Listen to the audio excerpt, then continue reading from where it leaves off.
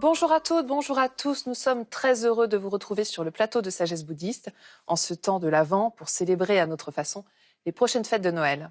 Nous avons l'immense plaisir de vous proposer en effet une émission consacrée aux points communs, et ils sont nombreux, entre la sagesse bouddhiste et la sainteté chrétienne. Les parcours de ces sages et des saints se rejoignent bien souvent dans leur vie terrestre, mais aussi lors de leur expérience de la réalité profonde. Quel est donc leur idéal commun? Comment cheminent-ils dans ces deux traditions? Qu'en est-il de la question essentielle de l'éveil?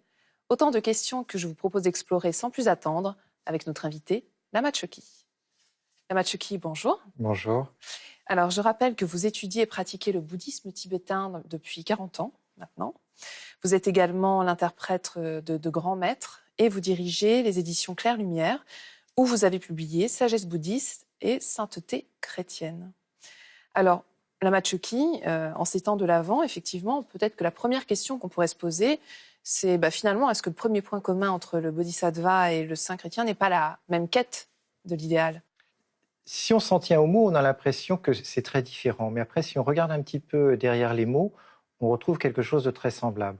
Donc les bouddhistes sauront que l'idéal du bodhisattva, c'est ce qu'on appelle la bodhicitta, qui est double, la bodhicitta absolue, c'est-à-dire la découverte de la réalité profonde, et la bodhicitta relative qu'on peut résumer à l'amour.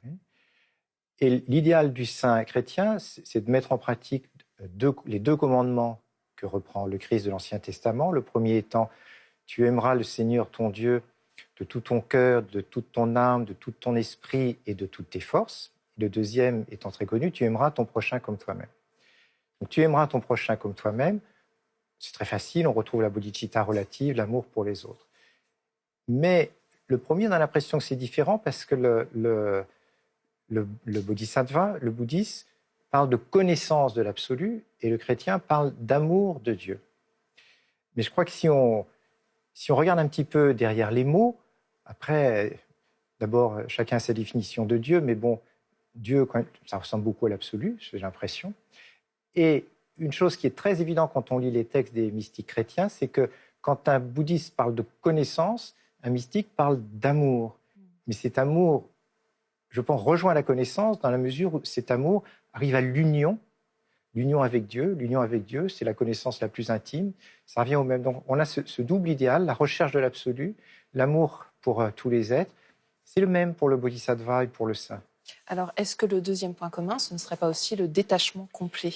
Alors, vous avez une histoire à nous raconter à ce sujet. Donc, le détachement, donc là, c'est du point de vue du chemin. Donc, du point de vue du chemin, les bodhisattvas, les saints s'efforcent de développer des qualités très semblables, hein, la patience, l'amour, la dévotion, etc. Et bien sûr, le détachement, puisque l'attachement qui nous fait coller aux réalités terrestres, donc nous empêche de voir ce qu'il y a au-delà des apparences. Donc nous avons une idée du détachement qui est très bonne pour nous, hein, qui est souvent un détachement intérieur, mais les saints et les bodhisattvas, quelquefois, vont au-delà de ce que nous pouvons imaginer. Donc là, je vais prendre l'exemple d'un grand sage bouddhiste qui était un disciple direct du Bouddha, qui est Mahakasyapa, et je vais le mettre en parallèle avec une sainte Angèle de Foligno, qui est du XIIIe siècle. On vous écoute. Donc pour comprendre l'histoire, il faut se rappeler que les moines du Bouddha, à l'époque, et encore aujourd'hui dans le Theravada, mendient leur nourriture dans un grand bol, et ils ont pour règle de manger sans distinction, sans préférence, ce qui tombe dans leur bol.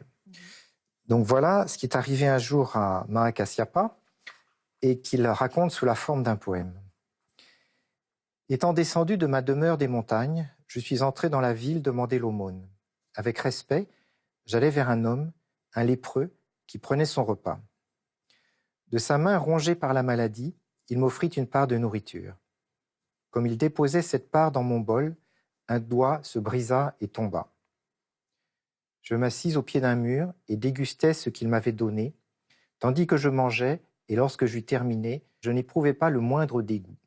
Utilisant les déchets comme nourriture, l'usine nauséabonde comme médecine, le pied d'un arbre pour logement et une robe de chiffon pour vêtements, celui qui a obtenu la maîtrise sur ces choses est véritablement chez lui en tout lieu. Alors, c'est vrai que ça rejoint l'histoire de Sainte Angèle de Foligno, qui, elle, travaillait, je crois, avec les lépreux, c'est ça? Sainte Angèle de Foligno, l'histoire de sa vie est assez intéressante. C'est une Italienne du XIIIe siècle, qui est une femme mariée, qui a des enfants, Au début de sa vie, elle est plutôt coquette, elle a plutôt une vie mondaine assez ordinaire. Et à un moment, elle a une vision de Saint François d'Assise qui lui fait complètement changer sa vie. Et en particulier, elle s'occupe de soigner les lépreux, d'aller les laver, s'occuper d'eux. Et un jour, donc avec une de ses compagnes, elle va laver un lépreux et ensuite, elles décident toutes les deux de boire l'eau qui a servi à laver les mains du lépreux. Ce breuvage nous inonda d'une telle suavité que la joie nous suivit et nous ramena chez nous. Jamais je n'avais bu avec de pareilles délices. Il me sembla que je venais de communier. Jamais je n'exprimerai les délices dans lesquelles j'étais noyé. Effectivement, c'est le détachement complet. Voilà. Alors, on l'a brièvement évoqué en début d'émission, mais j'aimerais qu'on revienne sur cette notion de Dieu et de vérité absolue au-delà des mots pour ces deux traditions. En quoi est-ce qu'elles se rejoignent à ce niveau-là? La réalité absolue, on dit qu'elle est au-delà des concepts et au-delà des mots.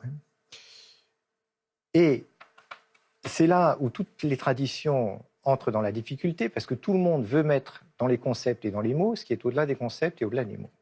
Et c'est ce qui fait, j'ai l'impression, que les religions se disputent depuis une éternité pour dire la même chose avec des mots différents. Donc dans le christianisme, il y a plusieurs approches, dans le bouddhisme aussi, mais disons, l'approche la plus commune du bouddhisme, c'est de dire qu'on ne peut rien en dire, puisque c'est au-delà des concepts et au-delà des mots. Donc c'est ce que dit toute la voie du milieu, Nagarjuna, où on dit, quand on veut parler de la réalité, on dit c'est ni existence ni non-existence. On ne peut pas dire que la chose existe, on ne peut pas dire non plus qu'elle n'existe pas, donc on ne peut rien en dire. Et il y a une tradition du christianisme qu'on appelle la théologie apophatique, bon c'est un mot technique, qui voit les choses de la même manière. En particulier, il y a Saint Denis l'Aréopagite, qui est un saint du VIe siècle, qui dit à peu près la même chose. Quand il parle de Dieu, il dit « Dieu surpasse toutes les affirmations, surpasse toutes les négations ». Après, je crois qu'il y a un point important sur lequel il faut insister, parce que beaucoup de gens, les bouddhistes et tout le monde même, ont l'impression que dans le christianisme, Dieu, c'est toujours un peu une réalité extérieure qui habite quelque part dans un paradis. Ce n'est pas le point de vue des mystiques. Le point de vue des mystiques est beaucoup plus proche du point de vue bouddhiste, c'est-à-dire la réalité ultime est à l'intérieur de vous. Je vais vous lire un petit passage de Sainte Thérèse d'Avila et un petit passage de Saint Jean de la Croix, où, excepté le mot Dieu, on a l'impression que c'est un bouddhiste qui parle. Donc Sainte Thérèse d'Avila, il faut donc remarquer que Dieu, étant ce divin soleil qui est et qui demeure toujours dans le centre de l'âme, rien n'est capable de ternir l'éclat de sa beauté et d'obscurcir sa lumière. Mais l'âme ne laisse pas de devenir toute ténébreuse par le péché, de même qu'un voile noir dont on couvrirait un cristal opposé au soleil l'empêcherait d'être éclairé par ses rayons. Et ça, c'est exactement une notion bouddhiste. On dit tous les êtres ont la nature de Bouddha. Cette nature de Bouddha est voilée. Elle est voilée, donc Sainte Thérèse d'Avila dit le péché. Nous, on dit elle est voilée par deux choses, l'ignorance et les actes négatifs. Et dans le péché, il y a le péché originel qui correspond à l'ignorance.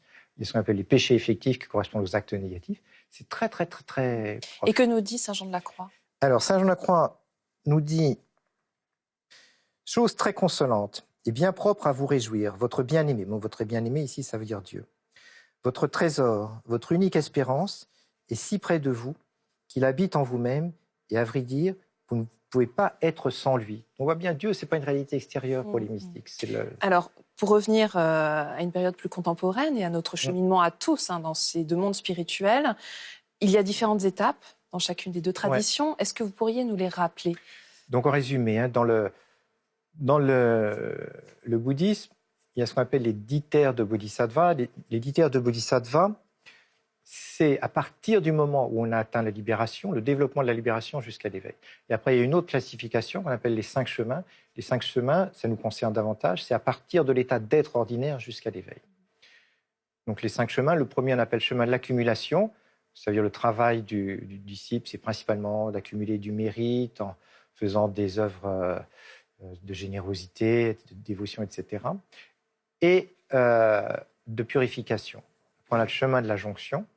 Le chemin de la jonction, on s'approche de la réalité, mais on la voit par intermittence, c'est pas stable. C'est ce qu'on appelle des expériences. Et le chemin de la vision, c'est stable, c'est la réalisation. On a en permanence la vision de la réalité. Et après, les 2 autres chemins, c'est un développement jusqu'à l'éveil. Et chez les chrétiens, on a ce qu'ils appellent les 3 voies. La voie purgative, la voie illuminative, la voie unitive, ou comme dit saint Augustin, la voie des commençants, la voie des progressants, la voie des parfaits. Et ces 3 voies correspondent presque exactement aux trois premiers chemins. La voie purgative, comme son nom l'indique, c'est principalement se purifier, accumuler du mérite. La voie illuminative, c'est le niveau où le mystique a des expériences, mais qui ne sont pas stables. Par moment, oui, par moment, non. Intermittence. Oui. Et la voie unitive, l'union est complète. Et ça correspond au chemin de la vision. Alors, Lama Choki, on a beaucoup évoqué la question de l'amour. Parlons maintenant du mariage spirituel qui en découle d'une certaine manière, et ce, dans les 2 traditions. Donc, le mariage spirituel, c'est une expression qu'utilisent principalement sainte Thérèse d'Avila et saint Jean de la Croix, qui distingue les fiançailles spirituelles et le mariage spirituel. Donc, les fiançailles spirituelles, selon sainte Thérèse d'Avila, c'est cette période où on a des expériences profondes, mais qui sont intermittentes. Elle prend comme comparaison 2 flambeaux qui, par moments, s'unissent, mais qui se séparent. Donc, les lumières ne sont pas définitivement unies. Et le mariage spirituel, au contraire, l'âme est définitivement unie à Dieu, ou dans les termes bouddhistes, l'ego est définitivement perdu. Et là, elle compare, et c'est une image qu'on retrouve en Orient, à une rivière qui se jette dans la mer. Donc les eaux ne pourront plus jamais être séparées. Mais j'aimerais qu'on conclue cette émission par la question centrale de l'éveil, et que vous nous parliez de saint Jean de la Croix. Donc l'éveil, pour nous les êtres ordinaires, déjà c'est très difficile de comprendre ce que c'est exactement. Et après, c'est très difficile de déterminer qui a atteint l'éveil et qui ne l'a pas atteint. Après, dans le bouddhisme, on met un petit peu comme pierre de touche, est-ce que l'ego existe encore ou il n'existe plus? Donc si l'ego cesse de fonctionner, l'être est éveillé. S'il continue de fonctionner, l'être n'est pas éveillé. Donc chez saint Jean de la Croix ou chez d'autres mystiques, il y a visiblement cette description d'un état où il n'y a plus d'ego. Et par exemple, dans ce petit texte de saint Jean de la Croix, donc il dit il y a des degrés d'approfondissement vers ce qu'il appelle le centre, en disant que ce centre, c'est juste une métaphore, il n'y a pas de centre quelque part. Et ces degrés d'approfondissement, ça ressemble beaucoup aux terres de Bodhisattva. Et donc, ce qu'il dit semble dire qu'il est arrivé au bout de ces terres, au bout du chemin. Donc là, c'est-à-dire dans le centre le plus profond de l'âme, là, l'âme sera admirablement transformée, parfaitement illuminée dans son être, dans sa puissance et dans sa vertu, jusqu'au point de devenir très semblable à Dieu. Il en est de même du cristal pur et sans tache. Plus il reçoit de degrés de lumière, plus la lumière se concentre en lui. Il s'illumine de plus en plus parfaitement, jusqu'à ce que la lumière se soit répandue en lui avec tant d'abondance qu'il paraisse lui-même une lumière étincelante, parce qu'il a reçu tout l'éclat dont il est susceptible, ce qui semble l'identifier avec la lumière même. Donc il n'y a plus de différence. Nous revoilà plongés à nouveau dans cette atmosphère de Noël, voilà. Ce temps des Lumières. Merci beaucoup, Lama Choki. Merci infiniment.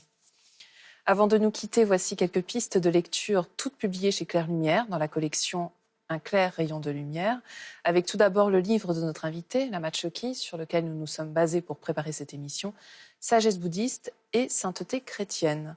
Une promenade fraternelle dans ces 2 traditions, où l'on évoque le parcours de différentes figures, comme celle de sainte Thérèse d'Avila ou encore saint Jean de la Croix.